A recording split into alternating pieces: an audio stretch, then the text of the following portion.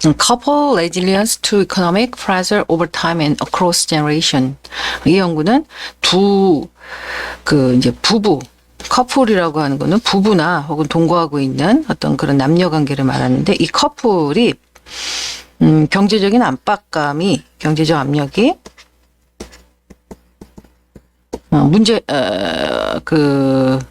적대적 행동. 당연히 경제 압력이 증가할수록 행정이 증가하는 플러스 정적인 관계를 보이겠지만은, 이와 같은 관계에서 얘를 조절해 주는 것은 resilience와 같은 couple resilience가 바로 문제 해결력이 있다면 얘를 완충적인 효과, 버퍼링을 해줄 수 있다. 이제 뭐 그렇게 보는 연구입니다. 근데 이 연구가 어떤 하나의 세대, 바로 이것을 두 세대 간 비교를 해서 첫 번째 세대가 이제 92년에서 94년대 측정을 하고, 두 번째 세대가 2007년인가 뭐 그래서 2009년 뭐 이런 식으로 측정을 해서 2005년에서부터 2007년에 있어서 첫 번째 세대, 두 번째 세대겠죠. 근데 1세대와 2세대는 관계가 이제 부모 자식 간, 이쪽이 부모 1세대의 자식이 2세대고, 그리고 이 1세대와 2세대의 이와 같은 경제적 압력이 적대적 행동에 미치는 효과와 그 조절 효과를 이제 비교한 이제 그와 같은 연구인데, 이 연구의 그 연구 모형을 뭐 살펴본다면은,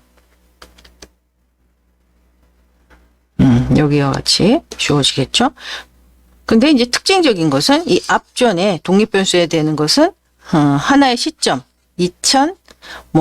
여기서 이제 92년에 혹은 2005년에 측정을 하고, 뒤에 오는 이 적대적 행동은 94년이나 혹은 2007년에 측정을 해서 이 변화되어지고 있는 이 양을 종속변수로 받고, 그렇다면은 얘네들의 그 첫 번째 그 1시점, 앞전 시점에 있는 측정된 값은 통제 변수로 집어넣어서 이제 통제를 하는 그와 같은 것이며, 이 독립 변수가 미친 효과가 줄 때 얘가 또한 버퍼링을 할 수 있다, 이렇게 보고 있는 연구죠.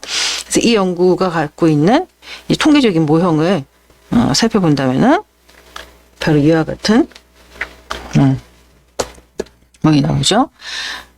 시점 1에 92년도, 밑에는 2005년도, 시점이 94년도, 이제 2007년도에 있어서 각각의 측정되어져 있는 pressure, solving, 그 다음에 1시점에 종속변수 변화량의 1시점 값을 넣었을 때 미치는 효과, 그 다음에 넣었을 때 이게 이제 1세대고 여기는 2세대의 효과도 같은 방식으로 그 효과를 보았고, 얘가 어떻게 조절하는가를 이제 상호작용항을 투입을 해서 분석을 하게 되죠. 근데 어쨌든 1세대와 2세대를 비교하기 위해서는 두 모형 간의 불변성이 입증되어져야 된다. 그래서 그 입증을 하기 위한 방법은 여기에 제시되고 있죠.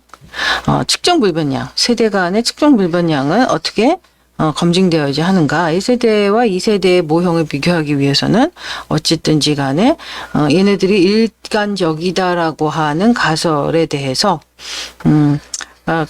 걔네들을 같다고 이제 보고 있는 것이죠.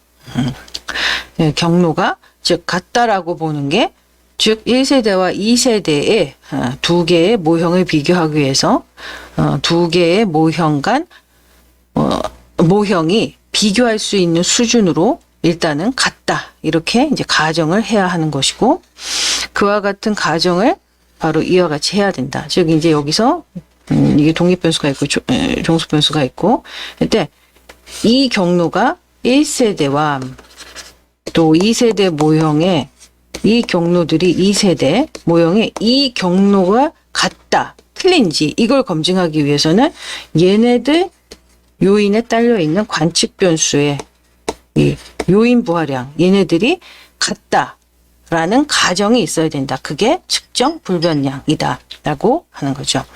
그를 하기 위해서는 지금 뭐 이제 이와 같은 분석을 하기 위해서 먼저 이제 동시적으로 두 개의 모형에 대해서 한 번에 분석하는 거. 이거 전체를 놓고 한 번에 분석하는 게 형태 동일성인데 이와 같은 분석이 먼저 필요하고 이와 같은 분석을 하는 이유가 어쨌든 1세대와 2세대는 지금 유전적으로 같은 연결고리를 갖고 있기 때문에 세대간 연속성이나 유전적인 효과를 통제할 수 있는 뭐 좋은 방법이다라고 이야기를 하고 있고, 우리가 이제 흔히 알고 있는 바대로 특정 동일성이 이제 unconstrained, 그러니까 아무것도 제약을 가하지 않은, 즉 요인과 관측 변수 간의 이 요인 부하량을 동일하다고 제약을 가하지 않은 constrained 모형과 얘네들이 1세대 모형과 2세대 모형이 같다라고 제약을 가한 모형, 즉 여기서 자유롭게 추정한 모형이 제약을 가하지 않은 모형이 될 것이고, 그 다음에 constrained 제약을 가한 모형이 이제 constrained 모형이 될 것이고, 이 두 개의 카이스퀘어 차이값을 보는 거죠. 자유도도 뺐을 때 앞전 자유도가 뭐 270이다. 그럼 뒤에 자유도가 뭐 270이면은 자유도 2에 대한 카이스퀘어 차이값이 크다면 그것은 분명히 유의하게 나올 것이고, 그렇다면은 컨스트레인트를 제거해야 한다. 그렇다면은 즉 제약을 가할 수가 없다. 측정 동일성을 성립할 수 없다. 입증할 수 없다. 이렇게 되는 건데, 이 카이스퀘어 값 자체가 상당히 표본 크기에 표본이 커지면 커질수록 카이스퀘어는 유의하게 나올 가능성이 많기 때문에 이거에 대한 신뢰적이다라고 볼 수가 없다는 거죠. 이 검증에 대해서 또 기본 가정을 위배할 수도 있다. 이러한 이유에서 카이스퀘어 검증에 대한 그 카이스퀘어 검증만 유일하다고 보는 것이 아니라 전반적인 적합도 Practical Fit Indices인 CFI나 RMSE의 변화량을 살펴봐서 카이스퀘어가 유의할지라도 이와 같은 CFI나 RMSE가 거의 변화가 없다면 얘네들의 허용할 만한 모형으로 받아들일 수 있다. 얘네들이 이제 이런 수치들이 허용할 만하다면 요인 부하량의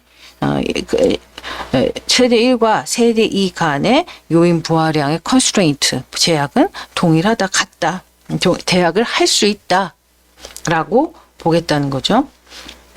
카이스퀘어 값이 차이가 있다면은 사실 카이스퀘어 값의 차이가 의미하는 것은 1세대와 2세대 간의 이 요인 부하량이 동일하다고 볼 수 없다라고 말하는 건데, 얘네들이 표본 크기에 민감하기 때문에 유의할지라도 Practical Fit Index 같은 전반적인 적합도를 통해서 얘네들이 변화가 거의 없다면, 보시다시피 이제 여기서도 unconstraint에서 fully unconstrained 제약을 가하지 않은 모형에 대해서는 이렇게 나오고, 그 다음에 fully constrained의 factor loading에 대해서는 뭐 이렇게 나오기 때문에 거의 변화가 없어서 두 모형 간에 있어서 그 인과적인 효과를 비교하는 데 있어서는 타당하다라고 볼 수가 있습니다.